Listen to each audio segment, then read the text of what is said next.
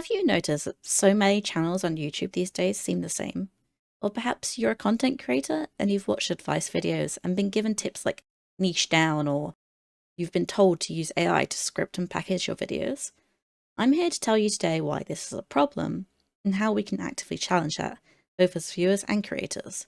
Because YouTube is special because it showcases the range of human creativity and thought. And in our world, that needs protecting more than ever. There are two core things I need to cover in this video, and they're so entwined that it made sense to cover both. That is, the idea of a niche and the use of AI in content creation. Standard YouTube advice is that you pick a niche and stick to it. By niche, they mean a specific style of content, whether that be focusing on a specific game if you're a gaming YouTuber, a specific topic if you're an educational YouTuber, a specific craft or hobby if you're a hobby YouTuber, etc. The thinking is, and it's not totally flawed, that you are aiming all your content towards one audience, and that one audience is here for one specific thing, be it Pokemon challenge runs, book reviews, or budgeting advice.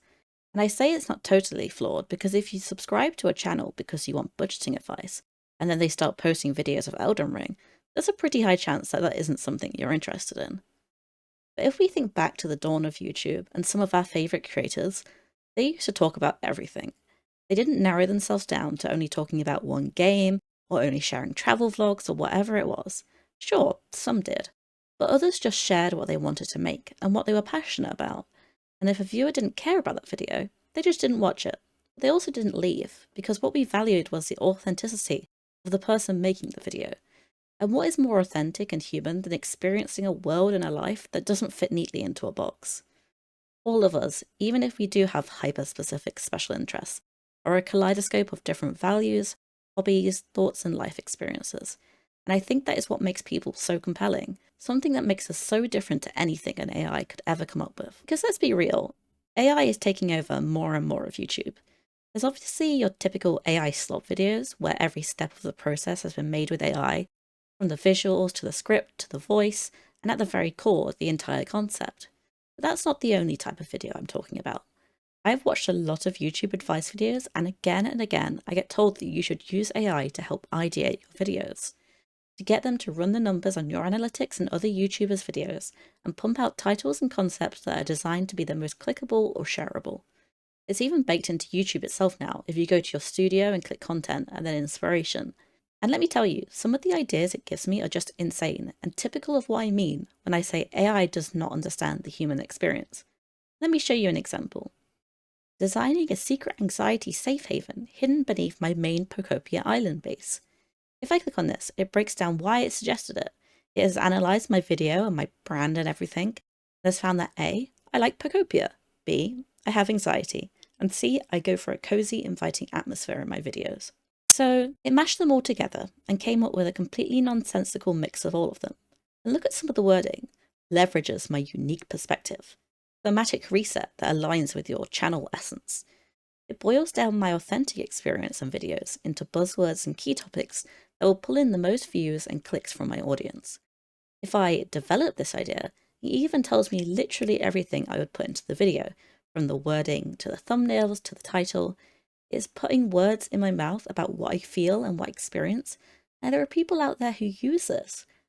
How are any of us meant to know if creators we watch these days have ever had any of these thoughts themselves, if they have genuinely felt the feelings that AI is telling you to feel? Or are they just mining people for views, knowing that the system takes out half the work for you? So what? They can make money from AdSense, so they can sell you a course or digital product? YouTube is a creative platform. I am not saying that this can't be your job, that you can't want to make a living out of it. Hell, I am literally running a series on this channel right now where I talk about how I want to make YouTube my full-time job and the realities of things like monetization. But those two things can live in harmony, you know? You can share your creative thoughts and ideas with the world and also expect to make a living from all that time you devote to it, just like any other artist or entertainer. The issue I have, and I think many of us do too, is when it is boiled down solely to a way to make money or to gain influence, where there is no love or authenticity put into what is being created, just whatever the algorithm serves up best. You better not make a video about your new favourite game or book if you're a channel that talks about tech, because your numbers won't be very good on that. You need to make a copy of this one video you made talking about a subject close to you because that did really good, and you gotta milk it for more views, even if you've said what you wanted to say already. No. In a world of AI and analytics and numbers-driven content, there is nothing better than you can provide to YouTube than an authentic, real voice. A full human being with all their lumps and bumps, all their intricacies. That is something no AI can take away from you, distill from you, and repackage and repurpose. I want to see messy videos. I want to see people going, or making little editing mistakes or going off on tangents. I want to see Let's Plays, even if the advice is that the Let's Play is dead from a numbers perspective.